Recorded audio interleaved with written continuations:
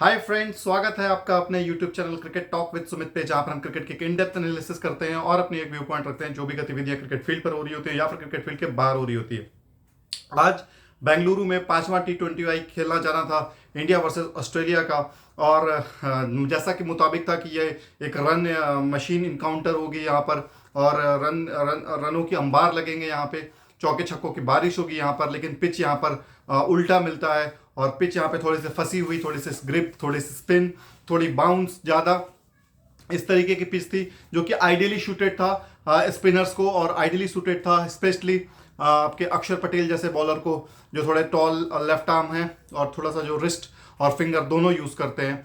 तो अक्षर पटेल को के लिए ये एकदम आइडल विकेट थी, और अक्षर पटेल को यहाँ पर जिस तरीके से उनसे उम्मीद थी बिल्कुल वैसा परफॉर्मेंस भी आया। इंडिया ने ऑस्ट्रेलिया को बिल्कुल कम नैरो मार्जिन से 6 रनों से यहाँ पर मात दी है। लेकिन लास्ट ओवर जहाँ पे 10 रन चाहिए थे, 7 विकेट गिर चुकी थी ऑस्ट्रेलिया की, और अर्शदीप ने वो जो बॉल डाला, जो स्पेशली फर्स्ट बॉल था, जो जिसको वाइड मिलना चाहिए था लेकिन वाइड नहीं दिया गया। अब वो डाइसी सिचुएशन था, अंपायर जिस पे वो फैसला करे। लेकिन उसके बाद हेड अपना उसके बाद मैथ्यू वेड अपना वहाँ पर कंट्रोल जो है वो लूज करते हैं, और एक फ्रस्ट्रेशन में लगता है कि वो इनिंग खेलना चालू कर देते हैं, और हर बॉल को आड़ा तिरछा मारना चालू करते हैं। जो रिदम होता है, जो मैथ्यू वेड का जो गो टू शॉट है, जो कि वो लेफ्ट हैंड साइड पे जो क्रॉस होकर के लेग साइड पे वो 6 और बाउंड्री के लिए हिट करते हैं, वो शॉट लगाना ही वो भूल गए और सीधा वो खेलना चालू कर दिया वो dot ball. Specially 2 dot ball खेलने के बाद वो तीसरे बॉल पर आउट अपना विकेट थमा करके चले जाते हैं। फिर वहां से ऑस्ट्रेलिया का जो काम था वो उतार दिया आपके अर्शदीप ने। बेसिकली जो टेलेंडर्स हैं उसको खेलना बहुत मुश्किल है, जहाँ पर विकेट थोड़ा सा फंस के आ रहा है, रुक के आ रहा हो, और आपकी आई सेट ना हो, वहाँ पर आपको मुसीबत हमेशा आती है, और मुसीबत वो ले करके आई, और ज़्यादा कुछ वहाँ पे स्कोर करने नहीं दिया अर्शदीप ने, और ऑस्ट्रेलिया को ये 6 रनों से शिकस्त मिली है। तो सबसे पहले तो हम बात करेंगे कि यहाँ पे टॉस जीता ऑस्ट्रेलिया ने टॉस जीत करके पहले बॉलिंग का फैसला लिया, जो कि पिछले 3-4 मैचों से यही हो रहा है कि ऑस्ट्रेलिया टॉस जीत रही है और बॉलिंग कर रही है, ऑस्ट्रेलिया टॉस जीत रही है और बॉलिंग कर रही है। लेकिन बॉलिंग करने के बाद आइडियली लगा था कि ये पिच 200 प्लस 220 प्लस यहाँ पे इंडिया को बनाने ही होंगे, और उस तरीके से शुरुआत भी ऑलमोस्ट यशस्वी जायसवाल ने कर दिया। यशस्वी जायसवाल मुझे एक बहुत ही यंग प्रॉस्पेक्ट नजर आते हैं, स्पेशली जो आज उसने बहरनडॉफ को जो सिक्सेस मारे और जो बाउंड्रीज मारी है वो काबिल तारीफ। भले उसने शॉर्ट इनिंग खेली, लेकिन जो वो लड़का फियरलेस क्रिकेट खेल रहा है और उसको आउट का डर नहीं है, वो सबसे बड़ा इस मैच का या इस टूर्नामेंट का इंडिया का जो फाइंड है वो यही है कि यशस्वी जायसवाल अपने स्ट्रोक्स के लिए जा रहे हैं। उनको लगता है लाइसेंस जैसा कि ऊपर से दिया गया है कि आप अपने स्ट्रोक्स के लिए जाएंगे, और ऋतुराज थोड़ा सा समय लेंगे, टाइम सेट करेंगे, उसके बाद वो अपना इनिंग को बिल्ड करेंगे और पेस करेंगे। तो यशस्वी जायसवाल ने वही आपको स्टार्ट भी दिया टीम इंडिया को। लेकिन यशस्वी जायसवाल 20 से 21 रनों के स्कोर पर ज़्यादा कुछ कर नहीं पाया, और 20-21 रन बना करके ही अपना विकेट खो बैठते हैं। और जब जैसा कि आप जानते हैं कि यशस्वी जायसवाल आउट हुए, उसके बाद फिर श्रेयस अय्यर आते हैं। श्रेयस अय्यर ऑलमोस्ट इंडिया के जो इस बैटिंग लाइन के सबसे सीनियर बैट्समैन हैं, उन्होंने आज अपना सीनियरिटी दिखाया और हाफ सेंचुरी भी लगाई 37 गेंदों पर, और जिसमें कि 5 चौके और 2 छक्के शामिल थे। आउट होने से पहले वाली गेंद पे भी उन्होंने छक्का लगाया था आपके नेथन एलिस को, लेकिन उसके बाद फिर एक परफेक्ट यॉर्कर आई नेथन एलिस की, और वहां पर काम तमाम हो गया श्रेयस अय्यर का। लेकिन जाते जाते उन्होंने अपना काम कर दिया था, और टीम इंडिया को ऑलमोस्ट 155-160 के स्कोर पर लेकर के गए थे। अगर वो लास्ट के 3-4 बॉल और खेल लेते तो ये स्कोर इंडिया का 170-175 तक जा सकता था, लेकिन ऐसा हुआ नहीं। 160 भी इस टोटल पे, जहां पर ट्रिकी पिच था वहां पर काफ़ी थे। बस इंडिया को स्टार्टिंग के 1-2 विकेट लेने थे, उसके बाद ऑस्ट्रेलिया का काम उतर जाना था, जो कि थोड़ा मुश्किल लग रहा था इनिशियल स्टेज पे। लेकिन फिर आपके जो स्पिनर्स हैं इंडिया के, जो इंडिया के ये इस सीरीज में जो इंडिया की सबसे बड़ी फाइंड रही है वो रही है रवि बिश्नोई और अक्षर पटेल का इन टैंडम बॉलिंग करना। और अक्षर पटेल स्पेशली, जिसने इस पूरी सीरीज में 6.2 के इकोनॉमी से बॉलिंग की है। तो आप सोच सकते हैं कि जहां पर हर इनिंग 200 प्लस जा रही थी, वहां पर अक्षर पटेल 6.2 का इकोनॉमी से बॉलिंग कर रहे हैं, तो इससे ज़्यादा आप उनसे कुछ नहीं मांग सकते।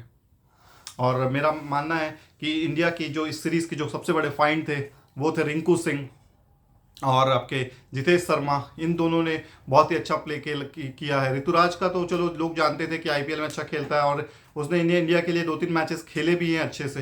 लेकिन इस मैच में उसने एक सेंचुरी मारी, लेकिन अनलकी रहा वो मैच, और इंडिया वो मैच हार गया मैक्सवेल के ब्रिलियंस की वजह से। जिस मैच में मैक्सवेल ने सेंचुरी की थी उसके बाद वो ऑस्ट्रेलिया रवाना हो गए थे थर्ड मैच की ओर। लेकिन उसके बाद फोर्थ मैच जहाँ पर रायपुर में हुआ और वहाँ पर फिर टीम इंडिया ने एक वन साइडेड मैच कर दिया था और वहाँ पे सीरीज जीता 3-1 से। उसके बाद आज सीरीज को 4-1 से एक्सटेंड किया, जिसकी वजह से लगता है कि अब ये इंडिया का ऑस्ट्रेलिया के खिलाफ मुझे लगता है कि ये सबसे अच्छा रिकॉर्ड अभी तक है कि 5 मैचों की T20I सीरीज में इंडिया 4-1 से जीत रहा है। सूर्य कुमार आज नहीं चले, अनलकी रहे। जो शॉट खेला वो मुझे थोड़ा सा लगे नहीं, 1-2 बार कैच भी उनका ड्रॉप हुआ, लेकिन वो अपने इनिंग से गलतियों से सुधार नहीं लिया और एक रैश शॉट खेल के गैर जिम्मेदाराना शॉट खेल करके आउट हो गए। क्रिटिसाइज बनता है यहाँ पर सूर्य कुमार यादव का, लेकिन क्रिटिसाइज से मैं ज़्यादा ये बोलूँगा कि यार जब इतने अच्छे यंगस्टर्स अपनी रिस्पॉन्सिबिलिटी ले रहे हैं तो सीनियर्स प्लेयर्स के नाते आपको भी रिस्पॉन्सिबिलिटी लेनी चाहिए थी। आपको भी यहाँ पर एक अपनी ब्रिलियंस इनिंग्स के आप यहाँ पे दरकार, लेकिन वही है ना, बॉल जहाँ फंसता है वहाँ पर फिर सूर्य कुमार यादव नलीफाइड हो जाते हैं। वर्ल्ड कप में भी हम लोगों ने फाइनल में वही देखा। मैं पिछले 2-3 वीडियो से ये चीज़ रिपीट कर रहा हूँ कि मेरिट पे सिलेक्शन करिए, वरना आप यही आपका हाल होने वाला है। सूर्य कुमार यादव पिचेस अच्छे हैं, वो लड़का चलेगा।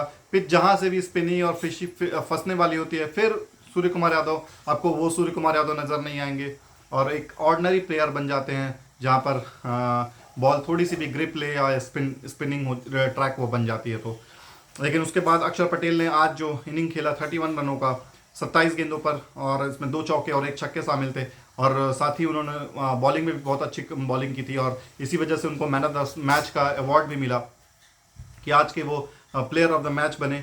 और उसके बाद जो मेजर कंट्रीब्यूशन था वो जितेश शर्मा की तरफ से था। 16 गेंदों पे 24 रन, इनिंग को वो पेसअप करने के चक्कर में अपना विकेट गंवा बैठे।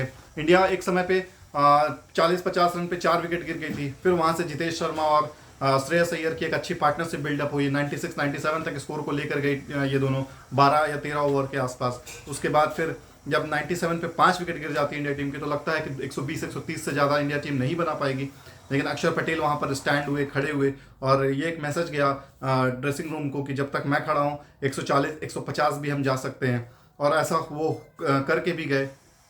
अक्षर पटेल ने आज एक मैच्योरिटी वाली इनिंग खेली थी या अपनी टीम का और अपने टीम के लिए, अपने खुद के लिए और अपने सामने वाले प्लेयर्स के लिए भी, क्योंकि वो उसको रोटेट करके उनको स्ट्राइक दे रहे थे, जिसकी वजह से श्रेयस अय्यर एक फ्री फ्लो इनिंग खेल पा रहे थे। आज बैरनडॉफ का दिन नहीं था, बैरनडॉफ थोड़े महंगे साबित हुए, लेकिन नेथन एलिस ने आज बहुत ही कमाल की गेंदबाजी की। नेथन एलिस की जो फिगर्स हैं वो कमाल की रही आज, और आरन हार्डी ने 4 ओवर में 21 रन देकर के 1 विकेट लिया। बैरनडॉफ 4 ओवर 38 रन देकर 2 विकेट लिया। डोरस ने भी 4 ओवर में देकर के 30 रन दिया और 2 विकेट लिया। तनवीर संघा 4 ओवर 26 रन 1 विकेट। मेरे हिसाब से ऑस्ट्रेलिया के लिए जो फाइंड रहा इस सीजन में वो तनवीर संघा रहे हैं। वो आपके बेन मैकडॉर्मेंट आज के मैच में अच्छा खेले, वो इस श्रृंखला के फाइन कहला सकते हैं। उसके बाद डोरस जो बॉलिंग आए हैं वो अच्छा रिदम पकड़े। उसके बाद आपके नेथन एलिस का भी यहाँ पर मैं बोलता हूँ कि जो पुनर्जन्म हुआ है, स्पेशली जो अपने जो एक्शन पे बदलाव लाया है उन्होंने। उसके बाद मैंने इनको सबसे पहला पाकिस्तान में देखा था, PSL खेलते थे ये, और जब ऑस्ट्रेलिया पाकिस्तान गई थी T20I खेलने के लिए तो वहाँ पर भी मैंने इनको देखा था। उतने मुझे वो रिदमिक बॉलर नहीं नज़र आ रहे थे, और उनका जो एक्शन था वो भी थोड़ा सा आड़ा तिरछा वेवर्ड हुआ करता था, लेकिन जो अभी जो रिवाइज्ड एक्शन चेंज करके ये आए हैं बहुत ही इफेक्टिव लगे मुझे। उसके बाद बैरनडॉफ मुझे इस टूर्नामेंट के फाइन लगे। जो ऑस्ट्रेलिया की तरफ से मिसेज हुए वो मिसेज थे मेरे ख्याल से आपके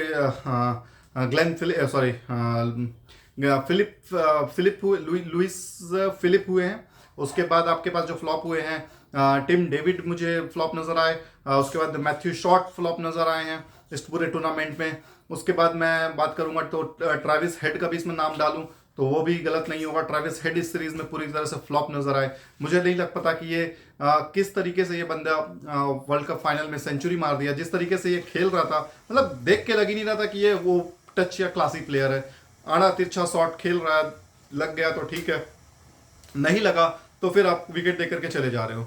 ये एक गलत अप्रोच है कि अपना विकेट थ्रो करके आप निकल जाते हो, क्योंकि आपके पास बैट्स, आपको देखो वर्ल्ड कप में आपके पास नीचे बैट्समैन है जो कि आपको खेल सकता है या संभाल सकता है, लेकिन यहाँ पर आप सीनियर प्लेयर हो तो आपको यहाँ पे रिस्पॉन्सिबिलिटी लेनी होगी। जो काम सूर्य कुमार को करना चाहिए कि आप सीनियर हो, आपको यहाँ पर रिस्पॉन्सिबिलिटी लेनी है। आप खड़े रहो और आप सामने वाले को बोलो भैया आप चार्ज करो, मैं खड़ा हूँ यहाँ पे, कुछ भी रन रेट गिरेगा तो फिर मैं चार्ज करूंगा अपने तरीके से। तो ये एक एश्योरिटी ये दिलाना पड़ता है अपने सामने वाले प्लेयर्स पे, क्योंकि ये यंग प्लेयर्स हैं। इनको आप जिस तरीके से ढालोगे ये उस तरीके से ढलेंगे। ये इनको आप बोलोगे कि आप मार धाड़ करके कर खेलना है, ये उसी तरीके से और उसी अंदाज से खेलेंगे, क्योंकि इनको नहीं पता है कि हमको रोकना है या हमको ये करना है। ऑलरेडी सीरीज इन लाइन थी। मुझे सूर्य कुमार और मैनेजमेंट से दो शिकायतें हैं कि एक पहला कि सूर्य कुमार 4 नंबर पे खेल रहे हैं, 4 नंबर पे खेल रहे हैं, जबकि ये 4 नंबर उनका पोजीशन नहीं है। उनको 5वें नंबर या 6वें नंबर पे आते हैं जब पूरी मेन टीम खेलेगी। जिस तरीके से मैथ्यू वेड ने भी कुछ गलतियां की है, मैं वो भी उस पर बताऊंगा, लेकिन पहले मैं सूर्य कुमार यादव की बता दूं। दूसरा, यहां पे वॉशिंगटन सुंदर को आप नहीं खिला रहे हो, मतलब किस लिए आप नहीं खिला रहे हो? वॉशिंगटन सुंदर is a very senior player. आप उसकी एज कम है लेकिन वो सीनियर है इन सभी से, उनको मौका देना चाहिए यार। सेम विथ शिवम दुबे, वो भी अच्छा प्लेयर है, अच्छा हिट कर सकता है। आप किसी एक मैच में एक को बिठा करके आप शिवम दुबे को चांस दे सकते थे, लेकिन आपने ऐसा नहीं किया। आपने वही प्लेयर को खिलाते रहे जो पहले मैच से खेल रहा है। बॉलर्स में आप इधर उधर चेंज कर रहे हो, लेकिन आप मेन बैट्समैन को आप आज मौका था कि यहाँ पे आप 3 स्पिनर को आप यूज कर सकते थे, आप किसी एक को ड्रॉप कर सकते थे। या तो अर्शदीप आप नहीं, अब जैसे आप दीपक चाहर आज मैच में अवेलेबल नहीं थे, वहां पर आप वॉशिंगटन सुंदर को मौका दे सकते थे, लेकिन वॉशिंगटन सुंदर को आप नहीं खिला रहे हो। ये जाती है, और इस तरीके से आप जाती करोगे तो वो गलत हो जाएगा। तो पहली गलती आपकी वॉशिंगटन सुंदर को ना खिलाना। दूसरी गलती आपके शिवम दुबे को मौका ना देना। आपको मौका दे, ये सीरीज जो की गई है यंगस्टर को मौका देने के लिए की गई है। आप बार बार एक ही प्लेयर को मौका दिए जा रहे हो, ठीक है, मुझे किसी से प्रॉब्लम नहीं है, उनका भी हक बनता है, लेकिन आप इनको भी ट्राई कर सकते हो ना। वेस्टइंडीज में आपकी जो पिच है वो ट्रिकी पिच होगी, वहां पर आपको स्पिनर ज्यादा चाहिए होंगे, और ऐसे स्पिनर चाहिए होंगे जो थोड़े बहुत बैटिंग भी कर सकते हैं और बॉलिंग भी कर सकते हैं। रविंद्र जडेजा तो जाएंगे ही जाएंगे। Do you think Ravi Bishnoi जा सकता है? आज के मैच में रवि बिश्नोई को आप रेस्ट करके आप वॉशिंगटन सुंदर को खिला सकते थे, किसी एक को, एक पेसर को ड्रॉप कर सकते थे। दीपक चाहर आज नहीं खेला। दीपक चाहर आज उसके फैमिली में किसी की प्रॉब्लम थी, किसी के हेल्थ इश्यू था, वो वापस घर को चले गए। तो उसकी जगह पर आप किसी एक शिवम दुबे को भी ला सकते थे, और या उसकी जगह पर आप वॉशिंगटन सुंदर को ला सकते थे। ये इंडियन टीम ने गलती की है। दूसरी मैथ्यू वेड की गलती बताओ तो मैथ्यू वेड को जब स्पिनर बॉलिंग कर रहा है, आप सीनियर प्लेयर हो, आपको ऊपर आना चाहिए, आपको वहां पर फेस करना चाहिए। तो आप नीचे आकर के अपने आप को किए हुए हो, और यंगस्टर को अपने पूरा खुला दे दिया कि आप खेलो, आप झेलो, आप जो करना करो। और जब लास्ट में विकेट बच जाती है, मतलब 5-6 विकेट गिर जाती है, तब आप आते हो, तब वहां पर आपके पास कोई दूसरा बैट्समैन नहीं होता जिसपे आप रिलाई कर सको, और आप फंस जाते हो वहां पे, क्योंकि फिर आपको लगता है कि बल्क ऑफ द स्कोरिंग मुझे ही करनी होगी, बल्क ऑफ द स्कोर मुझे ही करना होगा, नहीं तो जो सामने वाला जो बैट्समैन है, जो कि नॉन बैट्समैन है, वो एज ए बॉलर है, उसको आप उतना एक्सपोज करेंगे तो बाकी सारे जो बॉलर्स हैं इंडियन के, वो उसकी विकेट निकाल करके लेके जाएंगे। तो ये मेजर गलती थी मैथ्यू वेड की कि उन्होंने अपने आप को प्रमोट नहीं किया। कहीं कहीं पे आपको अपने आप को प्रमोट करना है कि यहां पे स्पिनर बॉलिंग कर रहा है तो मुझे आना है। और जो देखिए दूसरा गलती कि मैथ्यू वेड खुद एक लेफ्ट हैंडर है, अगर वो अपने आप को प्रमोट कर देंगे तो left hand and right hand combination का स्पिनर का ऐसे ही थोड़ा सा नलीफाई होता है, क्योंकि उसको सेम जगह पर पिच करना, सेम जगह पर लाइन लेंथ को मेंटेन करना, वो उसके लिए चैलेंजिंग और उसके लिए डिफिकल्ट हो जाता है। ये सब तो कॉमन सेंस वाली बात है यार, कि एक लेफ्ट हैंड और राइट हैंड का कॉम्बिनेशन जाएगा तो स्पिनर उस तरीके से बॉलिंग नहीं कर पाएगा। आप अपने नए प्लेयर्स को बिल्कुल एक्सपोज कर देते हो। ये जो विकेट है ये चैलेंजिंग विकेट है फॉर ऑस्ट्रेलियंस। ऑस्ट्रेलिया के लिए यहां पर आपको डू एंड डाई सिचुएशन था, आपको यहां पे जीतना चाहिए था। मैं तो ये क्लियर कट फेवरेट मान रहा हूं कि ऑस्ट्रेलिया यहां पे विनर था। स्टार्टिंग आपको मिलती है 3 ओवर 4 ओवर में 40 रन पे, वहां से टीम इंडिया खींच करके मैच लाती है, और उसके बाद फिर अपना एक ग्रिप बनाती है, और एक ग्रिप ऐसा बनता है कि फिर लास्ट में आपको 10-10 12-12 रन का इसको आपका रन रेट मेंटेन हो जाता है। और फिर मुकेश कुमार की वो जो ओवर जिसमें उन्होंने 2 विकेटें निकाली, एक मैथ्यू शॉट की और दूसरी आपकी नेथन एलिस की,